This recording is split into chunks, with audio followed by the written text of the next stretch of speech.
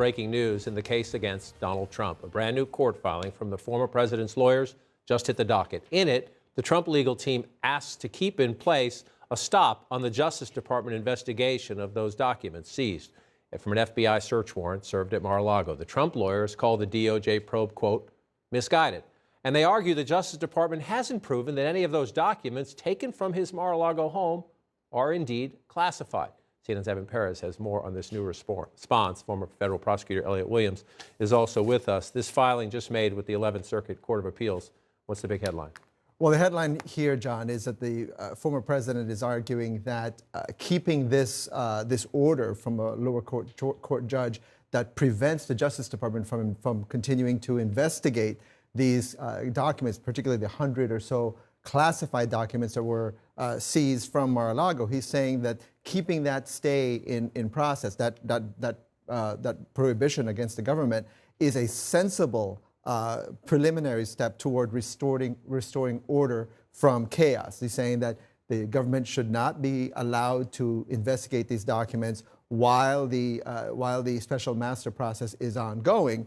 And then he comes with this argument, which is that the government has not proven that the documents in question are actually classified. He says that the government is assuming, without either side presenting proof, that these documents are classified. That's from the filing. And of course, the irony here being that the former president has not actually even claimed that he declassified these documents, at least not in court. He said this on his social media platform. He said it in TV interviews.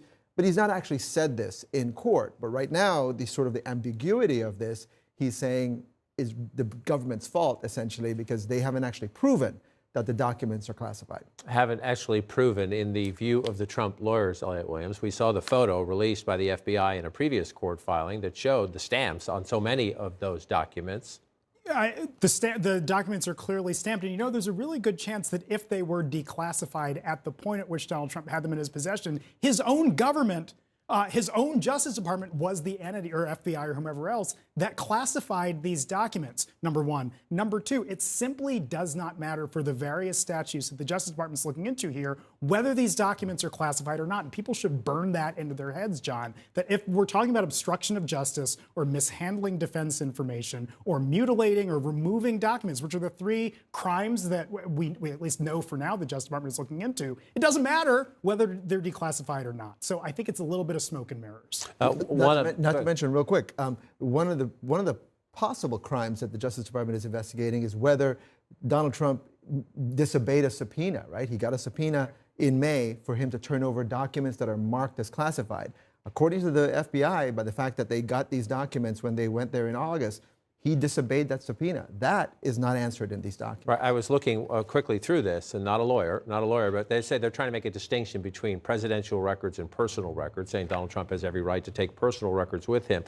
This document seems to ignore the months and months and months of negotiations where Trump's lawyers conceded and back and forth with the government that there was a legitimate dispute over what should be returned. And moreover, a lot of those, pretty much anything that's not a personal record, a purely personal record, set aside this classification argument, they are government records that by law would belong in the custody of the National Archives and Records Administration. I think we're getting bogged down in this classified versus declassified versus SCI versus all that sort of mumbo jumbo acronyms. The simple fact is they belong to the government by law. And when you walk out of the government, the law says they have to belong there, even if you're a former president. Right. Stay with us, because this is complicated, and jump in if I say anything that's not entirely correct according to the law. But this brief filed with the 11th Circuit Court of Appeals, the Justice Department appealing a federal judge in Florida's decision to stop the process. As this appeal goes forward, that Florida judge did name a special master to look through an independent party, to look through the masters. Just a while from now, about 2 hours from now, Trump lawyers in the Justice Department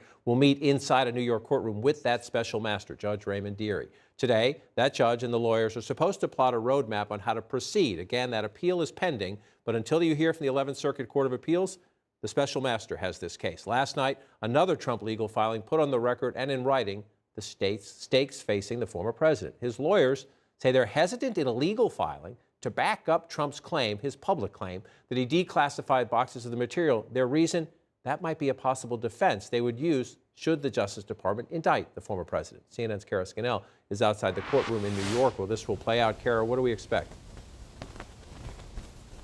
Well, John, as you say, the special master in this case, Judge Raymond Dearie, is holding the first public hearing over this matter. And on the agenda is how they are going to go through 11,000 documents by the November 30th deadline set by the judge in Florida.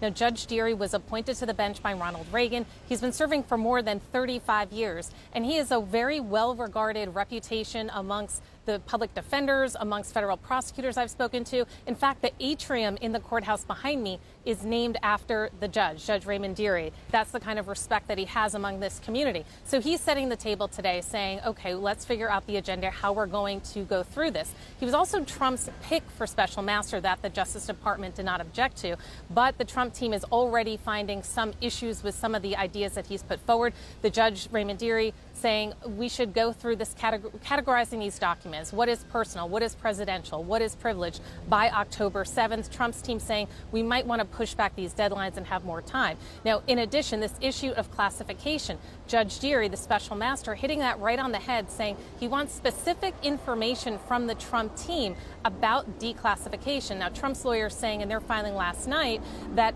this is premature, that they, in fact, don't want to say anything about it because it could go to a possible defense if there is an indictment down the road. So we expect these issues to come to a head in the hearing. Now, the Department of Justice in their filing pushing for a quick move on this, saying they want to go through 500 pages a day, and they're hoping to have weekly review sessions with the judge to try to keep this on track. John?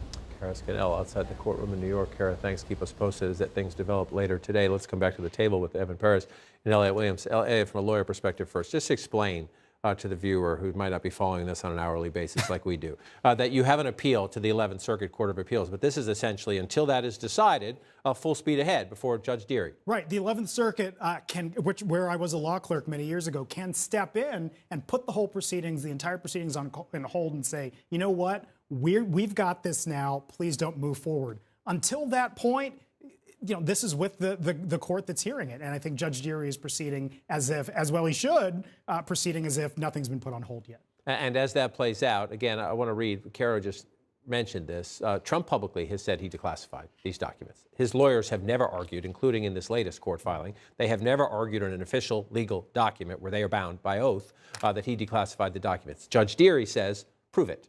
Prove it. It's a key issue in this case. Please show me the evidence. As I review these documents, prove to me that I should defer to Donald Trump and say he deferred these. Trump's legal team says the draft plan requires the plaintiff to disclose specific information regarding declassification to the court and to the government.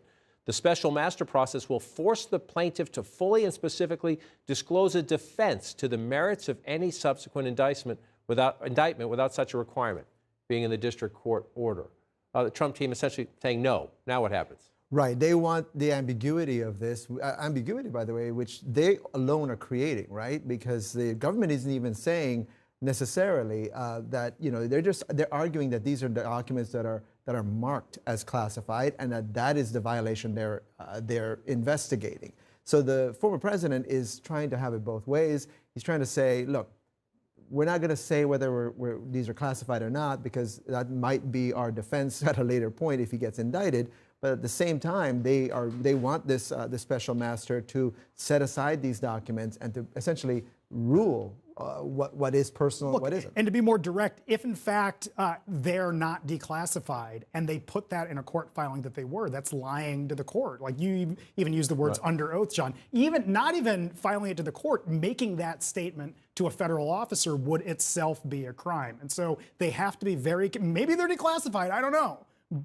But all signs seem to suggest that they're not. And another Trump lawyer in a previous assertion to the Justice Department, another Trump lawyer had written in a letter that all the classified materials had been returned. Right. Then you saw in the search warrant that according to the government and according to your eyes, those photographs, they had not. So they're sort of in a box here. They cannot legally write in a court filing that these documents are declassified because there's even more trouble than they already might be in if they go there.